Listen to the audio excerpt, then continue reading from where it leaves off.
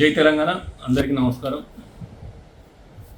గుంపమేశ్వరి రేవంత్ రెడ్డి నీదేమన్నా నోరా మోరా నోటికి వచ్చినట్టు మాట్లాడుతూ ఉన్న ఒక ముఖ్యమంత్రిగా ఉండి కేటీఆర్కు బీఆర్ఎస్కు కేసీఆర్కు బలుపు దగ్గరేదా? బలుపు అనే పదానికి సంపూర్ణమైనటువంటి నిర్వచనం నువ్వు. నీ బలుపు మాటలతోటి నువ్వు ఏం మాట్లాడుతానో కూడా సోయి లేకుండా ఊరుతున్నటువంటి మనిషివి నువ్వు. ఇంకా సిగ్గు లేకుండా పట్టుకొని బీఆర్ఎస్ పార్టీకి బలుపున్నది, కేటీఆర్కి బలుపుందని చెప్పి నీతో చెప్తా ఉన్నావు. సిగ్గు ఎగ్గు ఏం లేదా నీకు? ఏం మాట్లాడుతున్నావు? నా సోయి ఉన్నదా నీకు? ఏమంటాను, కేటీఆర్ గారు వాళ్ళ అయ్యే విగ్రహం పెట్టుకుందాం అనుకున్నారు అక్కడ సెక్రటరీ ముందట. నేను రాజీవ్ గాంధీ విగ్రహం పెట్టేటలాగా నాకు ఇబ్బంది అవుతుంది, ఎట్లా పోతాడు పోయినాక పెడదాం అనుకున్నాడు. ఆ విగ్రహం పెడితే ఒక తాగుబోతు విగ్రహం పెడితే రేపు విద్యార్థులకు యువకులకు ఏం సందేశం ఇస్తామని చెప్పి మాట్లాడుతున్నావు.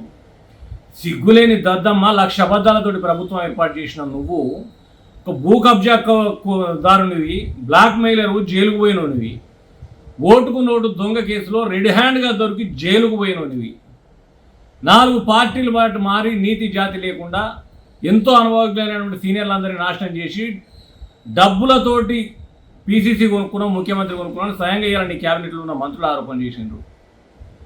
నీకు సిగ్గు మానం లేకుండా మాట్లాడుతూ ఉన్నావు నువ్వు ఒక ముఖ్యమంత్రిగా ఉండి. బలుపు త్రాగుబోతు ఇదా నువ్వు చెప్పేది? నీ బ్రతికేంది? నీ ప్రస్థానం ఏంది తెలియదా? ఇలా రాజీవ్ గాంధీ విగ్రహం పెడతానంటున్నావు. రాజీవ్ గాంధీ ఎంపీకి ఓడిసిండు తెలంగాణకు, ఒకటి చెప్పు నువ్వు.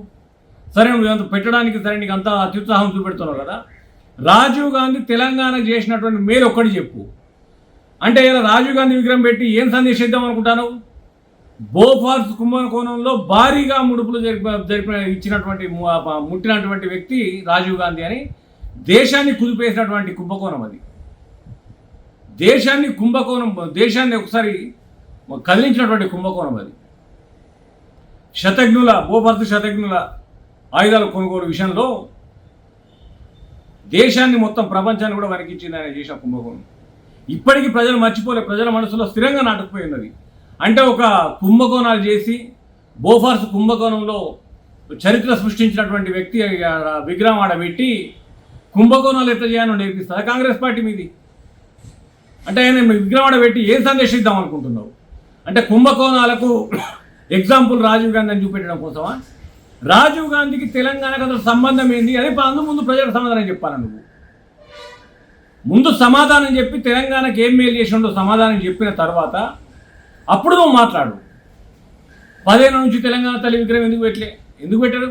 ఈ మధ్యనే కదా విగ్రహాలన్నీ కట్టుకుంటూ వస్తూ ఉన్నాము. అమరుల కోసం అమరజ్యోతి కట్టిండ్రు, ఒకవైపు అంబేద్కర్ గారి విగ్రహం కట్టిండ్రు, ఇవన్నీ ఓటెనక ఒకటి సెక్రటరీ కట్టిండ్రు, ఒకటి అవుతూ ఉన్నాయి కదా. ఈలోపు నువ్వు ఇట్లా 1,00,000 అబద్ధాలు చెప్పి ప్రభుత్వంలోకి వచ్చి నువ్వు ఈ రకంగా దిగజారుతామని మేము ఎందుకు అనుకున్నావు? తెలంగాణలో ఉన్న నాయకులు, నీ పార్టీ నాయకులు పదవులు కూడా పనికి వస్తలేరు. మహారాష్ట్రలోకి పదవులు ఇస్తావు, ఏపీ వాళ్ళకి పదవులు ఇస్తావు, తెలంగాణకు బద్ధశత్రువులు అయినటువంటి వాళ్ళని వ్యతిరేకించిన వాళ్ళకి పదవులు ఇస్తావు. ఇది నీ చరిత్ర. ఇంకా సిగ్గు లేకుండా బలుపు దగ్గలేదని మాట్లాడుతున్నావు. బలుపు దక్కాల్సింది మాకు కాదు, నీకు దగ్గాల బలుపు. నువ్వు నేల మీద నడుము. ముందు రాజీవ్ గాంధీ విగ్రహం తెలంగాణలో పెట్టడానికి గల కారణం ఏంటిది? రాజీవ్ గాంధీ వల్ల పొందిన ప్రయోజనం కానీ మేలు కానీ ఏమైనా ఉంటే చెప్పాలి.